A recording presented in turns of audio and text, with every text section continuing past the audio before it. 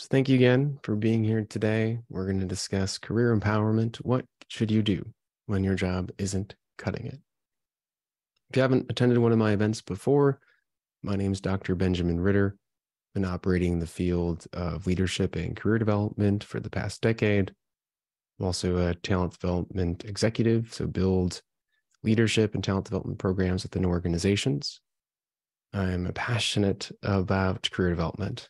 If you ever have a question about what to do in your career, or how to navigate your role in an organization, or what it means to be successful, or how to lead a team, please connect with me on LinkedIn. Let's have a conversation. Overall, and this is the topic of today's session, you should feel empowered to become the leader of your own career. And we'll talk a little bit more about what that means today. So again, reach out to me on LinkedIn, Dr. Benjamin Ritter, send me a message. And if you use the word empower, actually get a % off of coaching services. I blend best practices in the field of talent and leadership development with what works in terms of navigating your career and getting your career. That experience comes from working with clients, as well as talking to recruiters and HR professionals currently, right now, as well as in the past. So please reach out. I've worked across industry. So you name an industry and I'll have worked with someone within that space, everything from food and beverage, life sciences, health and wellness, construction, real estate, and for a variety of organizations. So what we're going to talk about today, you may kind of push back and say, well, this wouldn't work for me. This wouldn't work for the type of industry that I'm in. I promise you, I have a story for someone in an industry, and especially in a role that you're probably in, that can relate. So let's drop the disbeliefs that we might have, it's not going to work for me, and let's just try to lead into today and ask ourselves, so what could happen? What could I do if this would work for me? If you like what you hear today, you can find more of my content on 2 different podcasts, the Live for Yourself Revolution, as well as the Executive. The Live for Yourself Revolution features people that are living for themselves, entrepreneurs, professionals, leaders, anyone that has a story about living for themselves. You can find that anywhere podcasts are hosted. And also every Friday for like 2 to 4 minutes, I talk about a topic that I'm interested in that can help you live a little bit more fearlessly. I also launched over the past year the Executive. And so I feature stories of executives to help people that are trying to become better leaders or even become leaders within their organizations and their careers. So feature stories of individuals and how they've done that. So look those up. If you like what you hear, subscribe, rate a review, share. If you're looking for the links, I'll be sending them in the follow-up as well. So today is pretty straightforward. We're talking about your job, and it's probably not cutting it. That's why you're here. And then what to do about it. We're going to spend about half our time discussing that topic, and then half our time answering your questions. So bring out a piece of paper and pen, or open up a Word document on your computer. We're all going to be using Slido, which is an engagement tool today as well, and use the chat. So feel free to throw questions in the chat throughout the workshop. I'll mainly be looking at those towards the end, though. So if you're wondering if it's uncommon that you're disengaged at work, or if you're a special case, I want to let you know that the majority of employees right now that are working are disengaged, almost 70%. And when I say disengaged, that means that these people do the minimum required and have emotionally detached themselves from their jobs because their jobs are causing them a certain level of stress. Now, 18% of employees are actively disengaged. And that means that employees approach their work in a negative mindset and act in a way where they're disloyal to their company. So you're going into work trying not to work. This is the current state of organizations right now. So if you're disengaged or actively disengaged, I want you to know that you're not alone. That probably 2 out of the 3 people that you walk by have some similar feelings. So you're here today to learn about career empowerment. Well, I promise you the people around you want to talk about it with you as well. So if you're looking for what to talk about over the holidays, some people might have some good tips. It's also just nice to have a community of support around you when you are in this state. So I want to ask everyone where you fall in, are you disengaged? Are you engaged? Are you actively disengaged? Are you not working at the moment? But you can join this poll at slido.com and use the keyword empower, or you can use your phone and put it over this QR code and then vote as well. It's really curious who I'm talking to right now.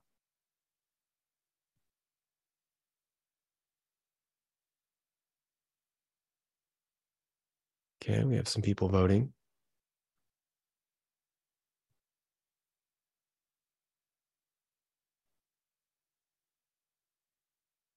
Give everyone a couple more seconds.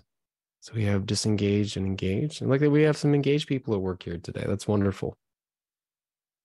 So we're going to be talking about how to make the most of where you're at.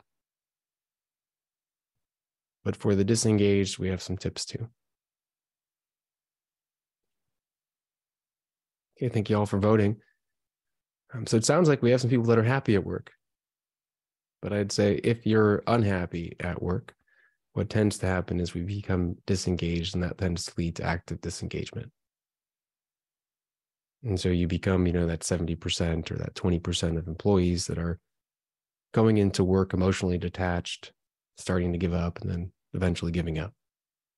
So when we're unhappy at work, we tend to decrease our productivity. We withdraw from our teams.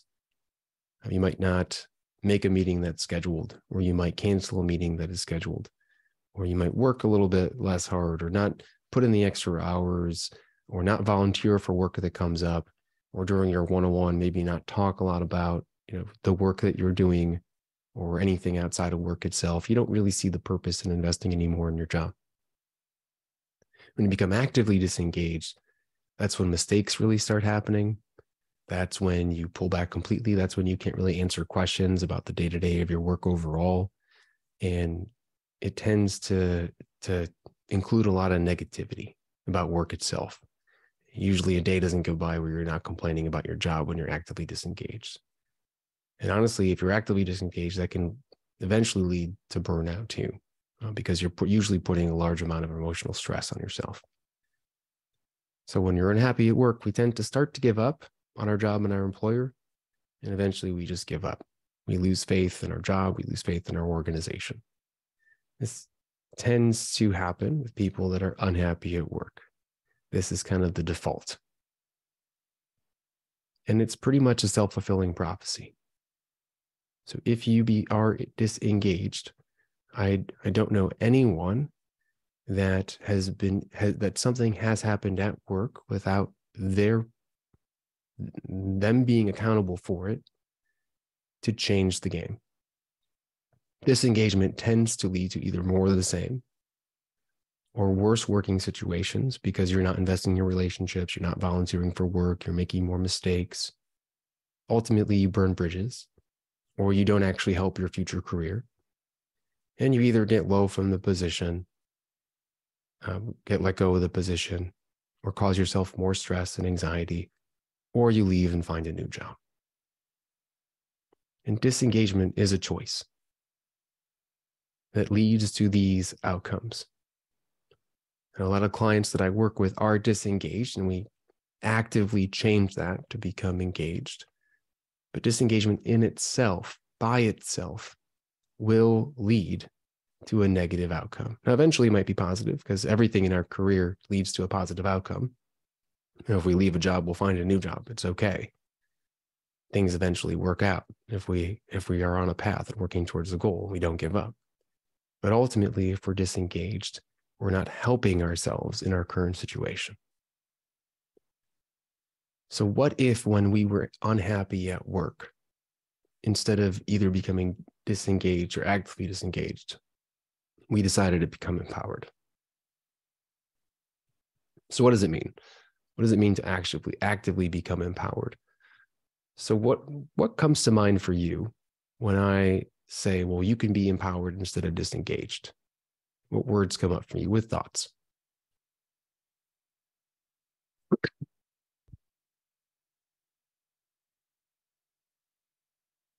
Now we have a pretty decent group on the call today. I know sometimes sharing and engaging in the actual workshops and sessions themselves isn't available because you're driving or you're shopping or you're working, maybe you're in another meeting. But if you have the opportunity right now, I'd love for you to share what comes to mind when I say you can be empowered instead of disengaged.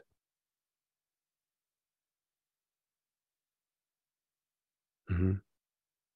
Be proactive, communication. You have more control over the situation.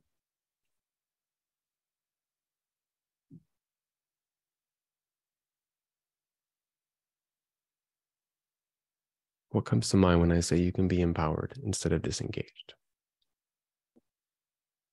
I love the word control there. And agency. Mm-hmm. Proactiveness, positivity, hope. Hope's powerful. So thank you for that. And that's what the word empowered should create for you. It does create more control. It creates opportunity. It requires that you have an open mind. It requires that you want to learn. And it should create motivation where, in the face of disengagement or being actively disengaged, the last thing on your mind is being motivated towards work. But career empowerment is difficult when things aren't happening for us in the way that we want them to at work. It's easy to blame our organization. It's easy to blame our managers. It's easy to blame our work. It's easy to blame our environment. It's easy to be the victim because we can just quit, move on, and find a new job. 100%. And a lot of people do that. They're reactive to their career. And, if you think about it, it's unless you're actively screening a position and the employer, it is very difficult to make sure that you end up in a place that is right for you, that's aligned for you, that's fit for you. And even when you get into a job, it might not be what you expect.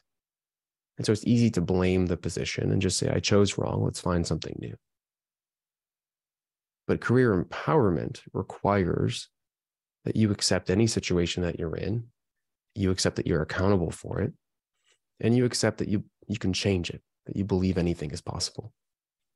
But if we wake up each and every single day and go into our job blaming our employer or blaming our situation, it takes away our agency, it takes away our ability to change the situation, it takes away any opportunity for control and change. So everyone on this call today, or anyone that listens to this in the future, the question is, do you accept the mission of owning your career? Do you accept that you are responsible for how you feel on a daily basis and the actions that you take in your job? If you can say yes, if you can say that you want to be accountable and you believe that you should feel empowered to make change, then you have a chance. You have a chance to make the most of where you're at today. So we're going to talk about a few different categories on how you can take more control over your job and what you can do about when your job really isn't cutting it. So we're not going to go through all of these in terms of like an active workshop, but I am going to give you the prompts so that you can do this homework later on for yourself. So when it comes to job satisfaction, motivation, and career empowerment, what we're talking about is making today work for you, making your work for you, making it meaningful for today and in the future so that it matters, because every job can matter. So the first area that you have to explore is what you need to get rid of. Because if you're constantly under stress, if you're constantly being drained, if you're doing things that are negative, then you're going to feel negative. You're going to feel stressed. You're not going to have energy to make the most of your current job.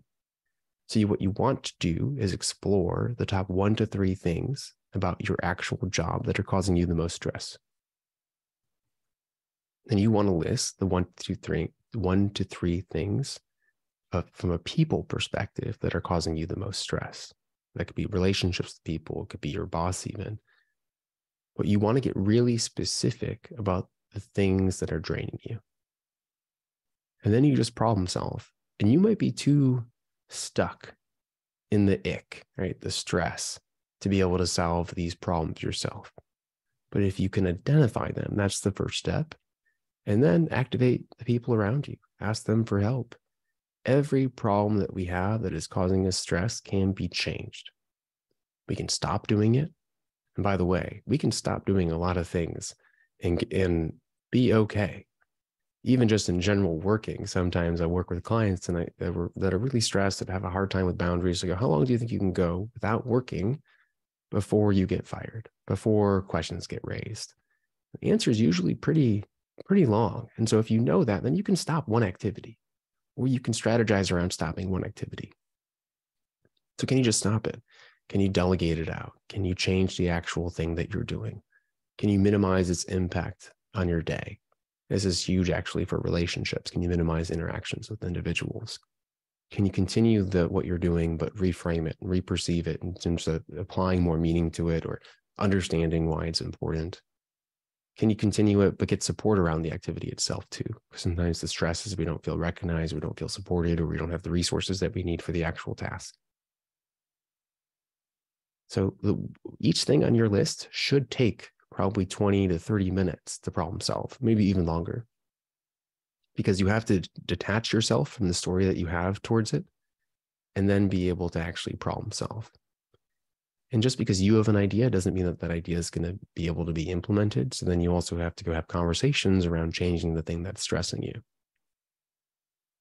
And I've never, in my experience as a coach, coaching individuals for 10 years, have found something that someone could not adapt in some way to reduce the levels of stress around it.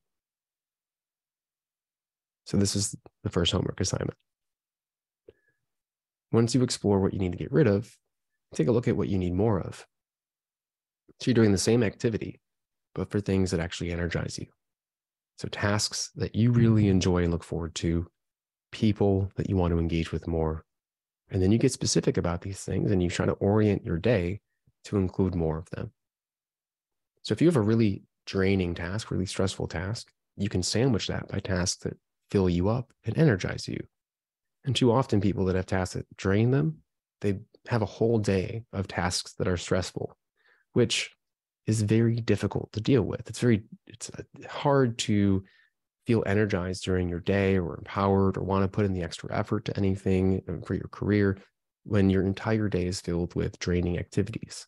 So you want to take a look at your week and not just do more of the things that energize you, but also position them strategically, if possible, so that your week is energizing, not just a day or two are energizing, or maybe once a month is energizing because something you do happens so rarely. So how can you do more of the things that fill you up? Again, each thing that energizes, you might want to spend 20, 30 minutes on saying, how can I expand this?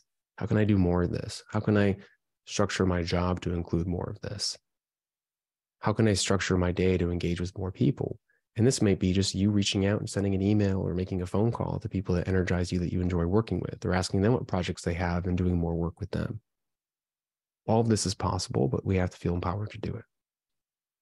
So once you've explored what you need to get rid of and what you need to do more of, career development is an aspect that can truly empower us on a day-to-day, can energize us, and it helps us perceive our job as more meaningful too. So what would help you grow? Think about the top 1 to 3 things that you picture for your future career. What are the projects that you need to learn, the skills you need to grow in, experiences that you can have that can be great stories and future interviews that will help you feel like you're making progress in your career? If you feel like your current job is helping you grow, is meaningful for the next steps that you have planned for yourself, then it's much easier to go into each day energized and empowered. So hopefully the things that help you grow are things that you want more of, that can energize you. And you might even be willing to put an extra hour in a week to do something for your career development. And so what are those things? What are you working on today that's going to matter for tomorrow? And if you're not working on anything right now that is going to be important for the future, then it makes sense why you would feel disengaged, because then what's the purpose of what you're working on? And if you don't know what that might be, this is a great homework assignment for you to start planning for the next 3 to 5 years. Now, it's very difficult to plan because we don't know what's going to happen. But if we have a plan and we are working towards it, then it still helps us feel more meaning throughout our day. So now that you have all this information, you have things that you want to work on more and things you don't want to work on, and things that are going to be meaningful for your future career. There are people in your organization right now that can help you. And when you're disengaged, when you're actively disengaged, one of the first things that we tend to do is pull back from our relationships. And again, it's a self-fulfilling prophecy because the relationships that we have at work are crucial to us being able to craft our jobs to be more meaningful. And everything we're talking about today is job crafting. It's feeling accountable and empowered to adapt our jobs to be best fit for us. And so that there are people in your organization that are doing work that you want to do more of, that has work that is going to be meaningful for your future career, that can potentially do work that you don't enjoy because they enjoy it. And so other than enlisting others for help to help you craft your role, it's also important to enlist them as just in general mentors, and because social relationships are important for us feeling happier at work overall. So another homework assignment, list the top 3 to 5 people that are important to helping you achieve what you listed. And then start building stronger relationships with them. And be open about what you're trying to do. I'm trying to gain more control over my career path. I'm trying to do more of the work that energizes me. And if people know what makes you happy at work, they're going to want you to do more of it. It's very rare that someone says, oh, do more of this work that you dislike. No, they're going to say, I know you don't dislike this work. We're going to try to move this off your plate, but can you do this right now? Or I know you don't dislike this. I know that you dislike this work. What support do you need to help you enjoy it more? People do tend to be human when you give them the chance to. It's just they don't have the information, or they're busy, or they forget. And so we need to ensure that we're enlisting the support we need to feel more empowered and accountable towards our jobs. Okay, so we have some homework assignments. What's one thing you're going to start doing for your career that's different? Might just be answer those questions, but does something else maybe come to mind for you on this call? I'd love to hear from everyone. What's one thing you might be able to do moving forward for your career, for your job right now?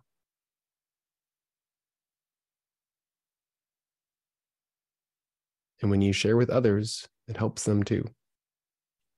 So you might think that it's silly or it's not that meaningful. You might be doubting yourself right now and what you're thinking, but I promise you, people want to hear it. Give everyone a second. Building a network, set attainable goals, ask for help more. By the way, I know I've said, 1 to 3 or 3 to 5 things for some of the question prompts that I provided, but a lot of times job satisfaction can actually come from one thing, from one relationship, from doing one thing more that you enjoy, from doing one thing less that you dislike. And so it really isn't that big of a task in front of you. It just feels that way. There's actually research that shows that if just 20% of your job aligns with your values or is meaningful, that you would be fulfilled at work. So sometimes we just look at our jobs and it's gotten to a point where it's just feels overwhelming or stressful. And we think the only answer is to escape, to leave. When actually, sometimes we just need to do one thing differently. That one thing helps us feel a little bit more in control, and a lot of times can make a difference for our career. Okay, thank you all for sharing so far. Remember, the easiest job to get is at your current organization. And it's not the job that you have right now. You can sometimes change your title, but more importantly, you can change what you're focused on, what your work is. It may take some time. It may take 3 months to make some of these changes. It might take 6 months to make some of these changes. It might even honestly take a year. But are you doing things? Can you adjust things today to help you feel like you're on a path moving forwards? That it's going to be useful, not just for today, but for the next steps that you have planned. Because every job can feel that way if we put the thought, energy, and effort into making it that way. The Problem is, when we're unhappy, we tend to forget that. We tend to pull back. So we miss out on the easiest job, the one right in front of us. So I know we're talking about how to make the most of your current job, but we also have to plan for the future. And one of the best things you can do now that you're going to have, maybe you haven't done the work yet, but have the information on what you enjoy, have the information on what you want to create for your career, is to not just activate your internal network, but to activate your external network outside of work. So review your answers, what you want to do more of, what you want to get rid of in your future career goals. And this can become your pitch. Hey, my name is Ben Ritter, focused on talent and organizational leadership. I love facilitation and developing really foundational programs for organizations. And I'm really interested in learning more about your work and what you're currently doing in your organization that relates to talent and leadership development. And so I have this pitch now of who I am because of the work that we all just did that you're going to do that can help me build relationships outside of my organization that can, one, just it's enjoyable to make those connections, but also helps us feel like we're not trapped. And a lot of times disengagement and becoming actively disengaged occurs because we don't feel like we have control and we feel like we're trapped, backed into a corner. So put our heads in the ground or we get angry at people around us. So if you build more of a network, it's also going to help you feel more engaged in your day-to-day job as well. Not to mention, it's also going to potentially create opportunities for you in the future.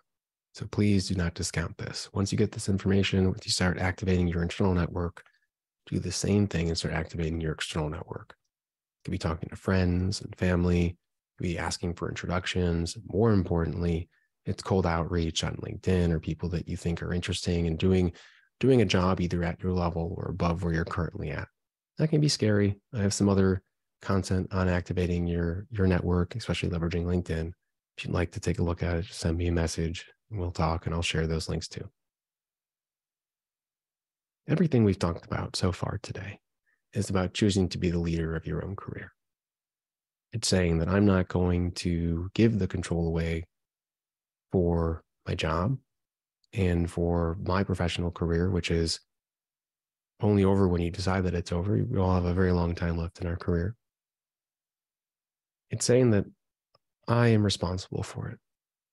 And I made mistakes when I was younger. I gave away my power in my career because no one ever told me that I was the one responsible for it.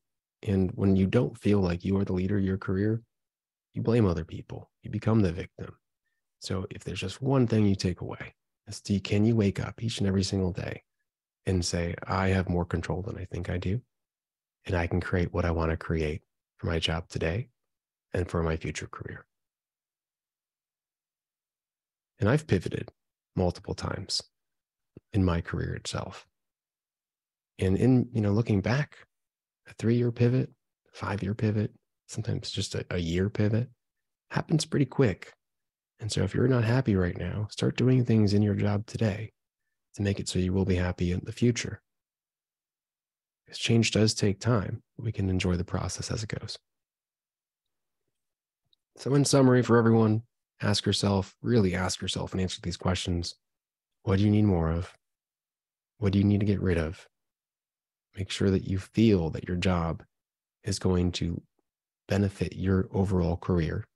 So what you need to do more of should also relate to how is this helping me for tomorrow and for the future, a year from now, 2 years from now. Enlist champions internally. Focus on those relationships. It's so easy to pull back because you're disengaged. And the only way, though, to create change is to become engaged. And then activate your external network now that you have a pitch about who you are. So that's our content for today. I hope you go do that work and answer those questions. I am giving away a leadership and career development session to everyone that was able to join this call.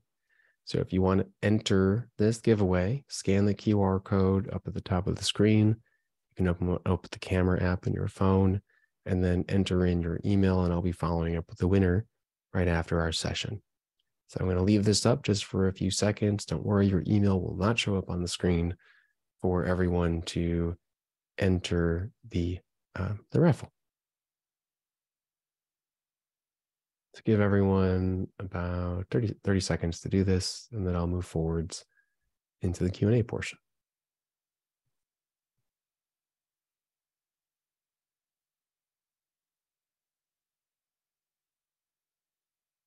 Now, if you have a question, you should be able to raise your hand if you want to ask it, or you should actually be able to send me a message or chat with everyone as well. So if you look at your chat screen, you can open that up. And in the to area, you have to select everyone or just hosts and panelists, which would be me. And then you can ask your question about career empowerment, job satisfaction, anything that relates to today's topic. And I saw a hand raised, so you also have the opportunity to talk. So I'm going to click allow to talk, and I'd love to hear what your question is. Monica. Can you hear me? I can. Yeah. Oh, hi. How's it going? It's good. Thanks for being here today. Yeah, thank you. Yeah, I guess the past 3 years, I've been learning digital artwork. My idea has been to have a stationery company with the focus of really focusing in on people who are grieving. I feel like there's a gap in the stationery industry. And so I've been investing in, learning the skill to improve my digital artwork. And I've been doing it for 3 years. And I haven't pitched yet. I haven't pitched my work to any companies that I want to license with. But I guess it's just, I feel like with my spouse, like he's more concerned about the bottom line, like being sure about having a career that's more what he thinks is stable. And for me, it's more about creative development. I feel like, is there a way to become more informed about ways to maintain like creative expression in a job and financial, not security, but just development, like growing more in that way, like preparing more in that way. I guess I don't know what you can speak to regarding that.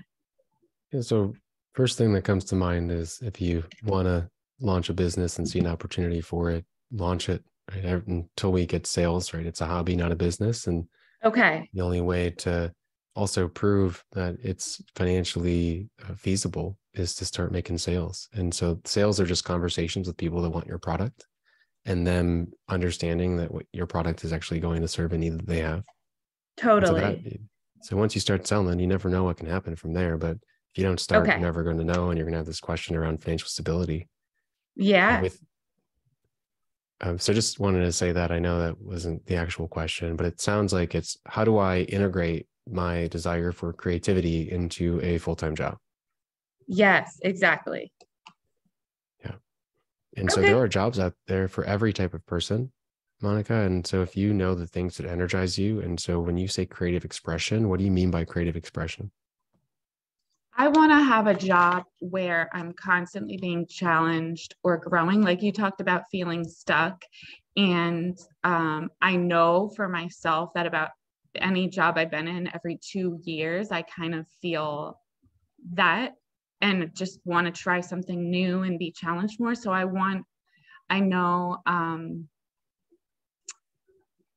yeah, I don't know if that answered your question. Yeah, by the way, I get this a lot. Well, something must be wrong with me because every 2 years I want to change my job. And that just means that you're growing, that you've learned. You know, it takes 6 months to feel like you're capable at a job. It takes a year for you to actually start being able to innovate and strategize usually. Then around 1.5 years, it's okay, what's next? You kind of master it.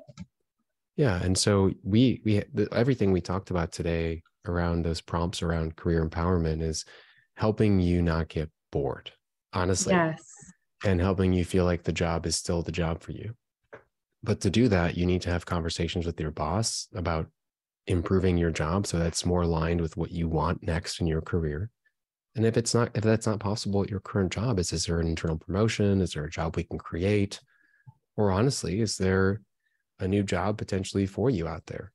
And some Yeah. people find a job that they're just happy with because, Monica, they have a side business that they're also happy with. And so they've created that novelty and that challenge with that for themselves outside of their actual job, because a job gives you benefits, 401k, potentially time off, stable salary, relationships and friends.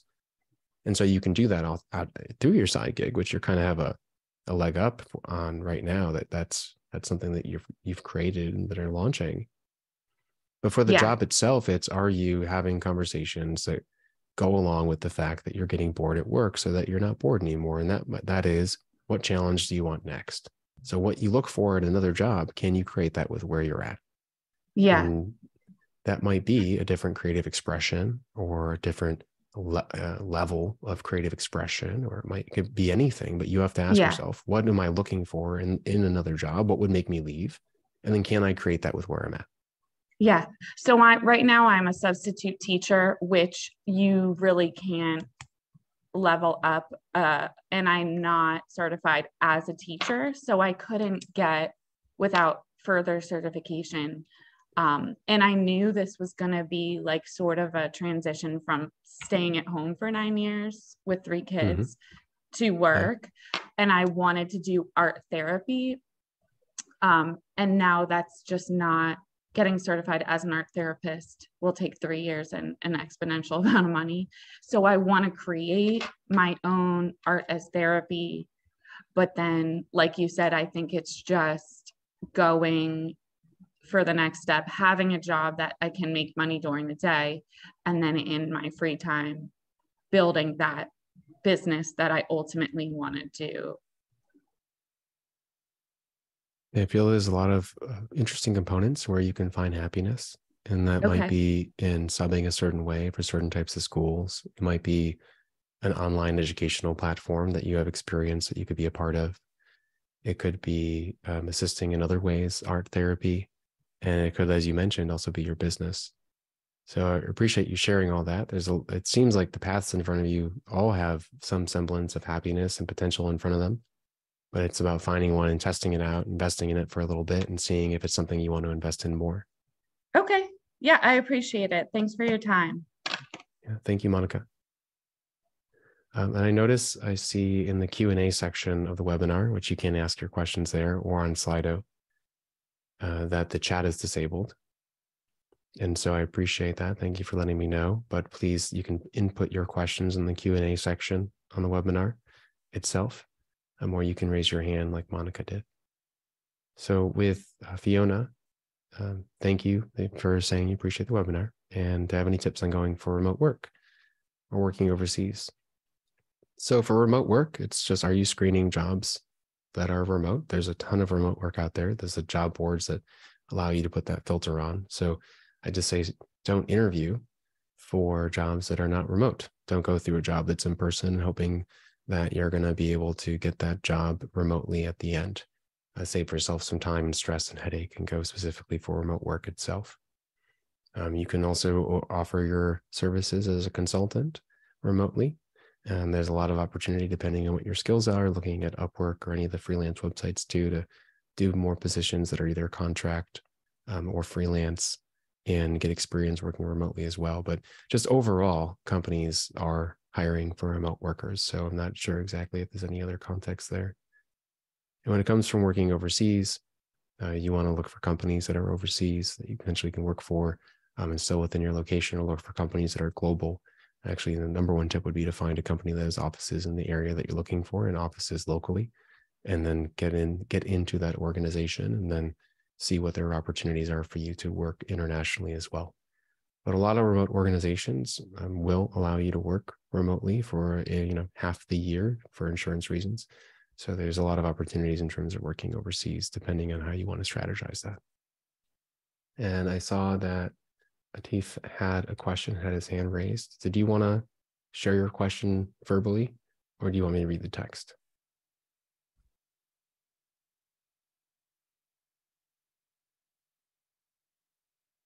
Okay, I'll take a look at the question. For me, with 20 plus years of work experience in various roles, not very intentional or successful in being intentional about my work, is always needing a paycheck and having that dependency on stable income. Now, we all have our specific situations that we're in, and that might make us feel like we don't have control or can't make changes. And that is our story. That is a belief. In any job, in any organization that you're in, you have the opportunity to craft your position to be more aligned with what you want to create for yourself. Now, if you want to work in a very different industry or in a very different type of role, then that's strategizing on how to get that position at an income level that is feasible for you to make that switch. But if we're just talking about being happier at our current jobs and learning certain different skills and feeling like we're developing on a career path that we're already in, then you have that capability if you are willing to have conversations that make you uncomfortable. Number one reason why people don't create the jobs they want and the jobs that they're in is because they don't feel that they have the permission to have these types of conversations with people that can make the decisions, because they're worried about their job. They live in a state of fear. You are in your role because your company values you. 100%. They care about your level of happiness at work, if you have a positive brand, and they're usually willing to make adjustments for you, and they 100% are willing to have a conversation with you. So it doesn't matter how long you've been in your career. You can sit down and say, what do I want to create? What do I want to change? What do I want more of? What do I want to work towards? And you can start working on a plan to make that happen for you. Because let's say this job that you're in today fired you, right? It's at will employment. We all can get fired tomorrow. What type of job would you look for next? Or if this job stayed the same, would you stay in that position? And if you're disengaged, if you're actively disengaged, usually you're losing career capital by staying where you're at, by not making changes. So you're going to change anyways. Or if you're not making the most of your career currently, then the option that's going to benefit you is actually being more intentional and making those changes for yourself. See, the question is how to pivot successfully and how to find this lane, what you really want to do. So I have another workshop and worksheet called the Career Sweet Spot. So career clarity is a pretty loaded topic. And most people know what they want to do. They just don't feel like they can give themselves permission to go after it because of, I need a certain paycheck. I don't have experience in this. And usually those initial urges are where you're going to end up after you do the work anyways. So if you have an idea of what you want to do, now is the time to go start having conversations with people that are doing those types of roles, to find mini tests, to even find some potential consultant or freelance work, to become your own expert in the field, and to really find out this is an area that you want to pivot in. Because without more information, it's really hard to be 100% sure that you want to pivot into that area. But if you're sure, it doesn't take long to build a career or to use your transferable skills to enter into a new career path. I mean, for myself, I wasn't an expert in leadership or talent development. In less than 3 years, I was able to pivot and create a pretty high caliber career in that field with intentional efforts and work. But the longer you wait, the longer it's going to take for that to happen. So reach out to me. I can provide the Career Sweet Spot worksheet as well as the other workshop. But I feel like you might know what you want to work on. And so then it's really strategizing, taking action steps towards that industry now. And just, yesterday is the best time to start. Today is the second best.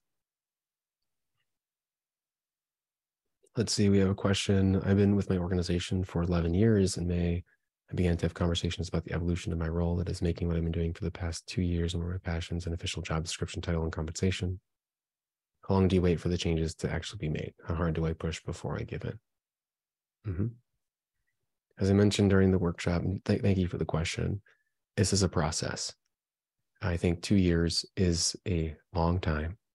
And so you ask yourself, are they promising things and not following up on them? And if that's the case and you've done the effort and really invested the time and energy into making this happen, you might need to look for a new role. But ask yourself, have there been changes? Have things been happening? Are they putting in the effort? Are they balancing the needs of the organization and my needs? Is there good faith? And if so, and you're on a path that you're in and you're earning a certain level of income that is good enough for you, and you can tell a story to other employers in the future about this new position, this transition, and so you're not wasting time, you're just doing some things that you're not exactly passionate about, could it be worth it? So if that's the case, right? If there has been progress and they have been following up on promises and you have been pushing, getting action to be taken, and you can write a resume that represents the actual job that you want and the work that you've been doing. By the way, your actual job title in an organization's HRIS system, within their systems itself, isn't the job that you have to put on your resume. It's a job that you have to put on your background check. It's also not the job that you have to put on, your LinkedIn profile. And so are you doing work that is important for your longer term career path? If so, then you have what you need. So then how do you make your job a little bit happier and more enjoyable throughout this transition in this process? So it wasn't a direct answer. It was kind of a if and or but answer to your question. But it sounds like you're having the conversations. And the thing that tends to fall off where people don't actually make the change is they put the power in the people's hands and the organization's hands, and they just say, well, they're thinking about it, they're working on it. Where a lot of times, 100% of the time, we are a priority in a world of priorities for the organization. And so that we have to be our greatest advocate and our biggest champion when it comes to adjusting our position and really pushing for change and even asking for deadlines. Now, we have to recognize the fact that they're helping us, like say thank you, not be a burden to them. But we do have to make sure that we're pushing our own needs forward in an organization. So is where you're at helping you for the future, or would somewhere else help you more? If where you're at is still helping you, then keep pushing, be your greatest advocate, and try to get some dates, by the way. Try to get some deadlines. Let's see if we have time for another question. Let's see. What is your recommendation? How to determine what career job will be most fulfilling? I realize most people may already know this, but I struggle with choosing jobs that give me the most stability and struggle with how to make the jump to what is most fulfilling. What do I do? Biggest question. What do I do? How do I know what to do? If you're waiting to find the answer, you're going to be waiting for a very long time. When it comes to career fulfillment, usually we become more fulfilled when we get good at something. We usually become passionate about something because we're doing it and get good at it. So if you have an idea of where you might want to focus, test it out. Try it out. Don't wait to be 100% sure. People tend to float, right, in this idea of I don't know what to do, and so they don't do anything. I'm pretty sure you know what you don't want to do. So push those to the side. You know what you don't want to do. And then you probably have some inklings on what you're interested in. So go try them out. It doesn't have to be a full-time job. Be reading a book on the topic, listening to podcasts for the industry itself, reading articles. If you can't read an article, listen to a podcast about an industry, about a job, probably don't want that job. Go find people that are doing the position. Ask them for 20 minutes of their time to learn more about it. And then try to do a 6-month project, a 3-month project on that itself too, and see if you're interested in it. We tend to have to create fulfillment, not find it. And as long as it aligns with who we are and our values, so we feel good about what we're doing, we don't feel like we're doing something wrong, we can create passion, we can create motivation and job satisfaction in a lot of different fields and areas. Now, the other question is, well, what does this mean for my future career? And usually people tend to get worried that if they do something today, it's going to hurt their path in 5 years and such. It usually isn't that much of the case. We tend to be able to career changes at any point in our career at this point in time. And so I'd say, what limiting beliefs do you have as it relates to you making a decision? Try to put those aside. Focus on things that spark some interest and explore those, because we tend to create passion, not to find it initially. Okay, so thank you, everyone. We're at 10:51. I just want to follow up with, let's see here, final information around what you can do next. Let's see. So anyone on the call today has an opportunity to get a discount on my services. And so if you reach out to me on LinkedIn and use the word empower, you can get 10% off a purchase on coaching services within the next 48 hours. So connect with me on LinkedIn, even if you don't want to move forward with coaching services, just to say hi, share something that you learned. And always absolutely love hearing from people that attend workshops and hear the one thing that they've taken away, one action item that they're going to do. I'll follow up with everyone and share the question prompts from today's session. Highly recommend that you clear aside, 30 minutes to an hour of your time and answer those questions.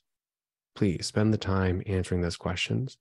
It can change your career path. It will make you happier on the day-to-day.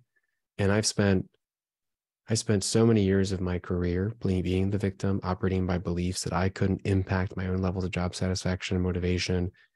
I spent so many years giving away the power of my career. I spent so many years not being, reactive to opportunities instead of targeting organizations, targeting jobs, targeting work that I really wanted to do and would enjoy. And I tell you, we don't have to be unhappy day to day.